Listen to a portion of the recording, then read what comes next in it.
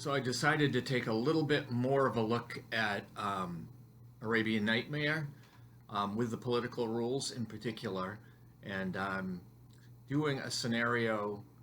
The first scenario, I forget what it's actually called. Maybe I have it here. It's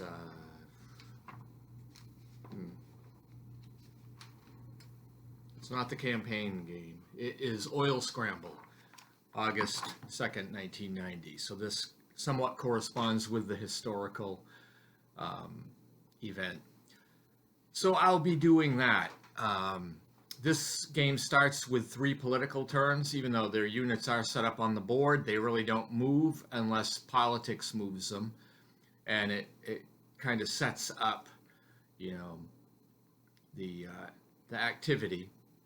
It's an opportunity to posture, because the victory conditions all have to do with what game turn you're on and how many military victory points Iraq has versus how many political points the United States has. So in the political phases, it's an opportunity to jumpstart the collection of those points.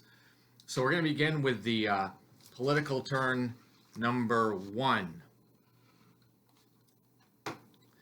And it's actually called H3 for whatever reason.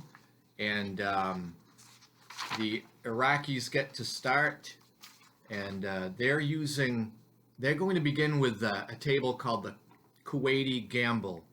And I'm going to put a picture of the chart that we're using up on the screen so you can see exactly where I'm getting this from. There aren't any random events until player turn 4, which is when the actual military game starts. So Iraq is going first and has chosen to use the pre-invasion buildup. And this one requires a die roll. So we'll roll the die and see what we come up with. Okay, we come up with a 6. That's the only roll that was not a good one for Iraq here. So, as is highlighted on the chart here, the Allies get 1 political point and Iraq gets nothing. But it's worse than that. Saudi Arabia goes on alert and they can move their troops toward the Iraqi border up to their full movement allowance. So, whatever happened here in this buildup, Iraq got caught, and now Saudi Arabia is on alert. Also, an airborne brigade is placed in Riyadh. I don't know if I pronounced that right. And it's airlifted to another base. I'll put a picture of that up here for you to see. And this is also going to allow the U.S. to get a special option called the leg up option. So this is also good for the United States. This early warning, they are able to deploy a special forces battalion in Egypt, as well as an F-15 fighter wing.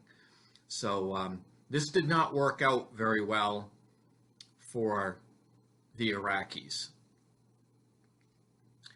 Now we're going to go to the United States player, and there's a table here called Respond to Other Crises. So this is the one we're going to use. We're not directly dealing with Iraq here. We're just dealing with politics. So the first one we're going to do is the send Marines into Liberia to rescue civilians. And if that's successful, that will improve the United States political. So this is another one where I have to roll a die. Don't want a 6. Want a 1 through 5. And so I get a 2.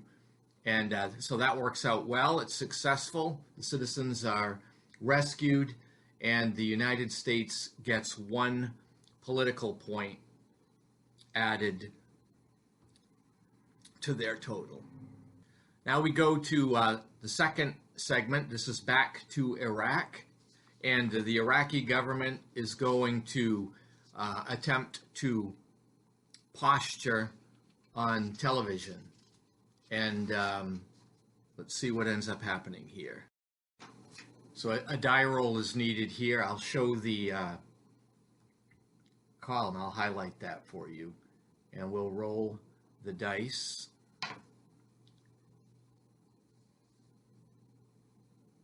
And this is successful. So the Iraqi government is able to get on TV and make some points about their case.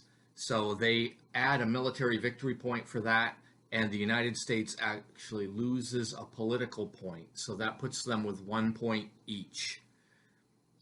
Now the United States is back up, and they're going back to the same table, respond to other crises, and they're going to do this second one. They can only do this one time, but the Secretary of State is going to try to convince Japan to pay their fair share of military operations. So we're going to roll the dice. We need a 1 to a 5, and we get a 5. So this means the U.S. is going to gain 2 political points for convincing Japan to pay their fair share, and it's going to reduce the Iraqi military points by 1. So they're back down to 0 military victory points, and the United States is up to 3 political points. Now we're going to go back to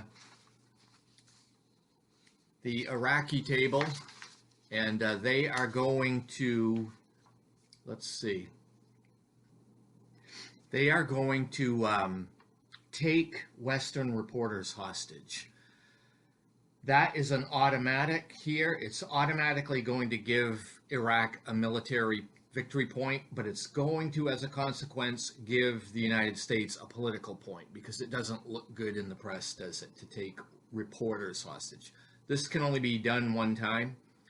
So we now have 1 military victory point for Iraq, and we have 4 political points for the United States. And now we go to the United States turn 3, and the president is going to switch tables and go to the acting presidential table. And he is going to have a press conference, and we'll see how this goes.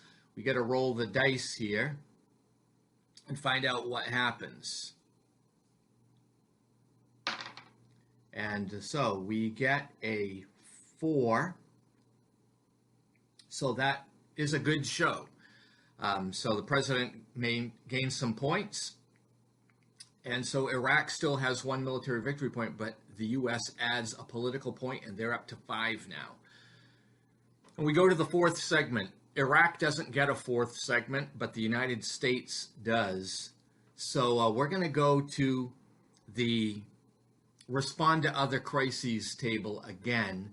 And this is we have an opportunity to address education by launch a program improving education in the United States. There's no dice roll on this. This is automatic. It does nothing to Iraq, but it adds 1 political point to the United States. And so this can only be done once, but that program improves the U.S. political points, by giving attention to domestic interests. So now, at the end of political turn 1, we have Iraq with 1 military victory point and the United States with 6 political points. So we're going to wrap this up here for this video. I'm not sure if I will do any more, but you get the idea of how the political turns work. There are 2 more political turns before the military game actually starts, so there's a lot more things that can happen. So I may decide to do another turn. If not, you got an idea of how the political game works. Thank you for watching, and have a great day.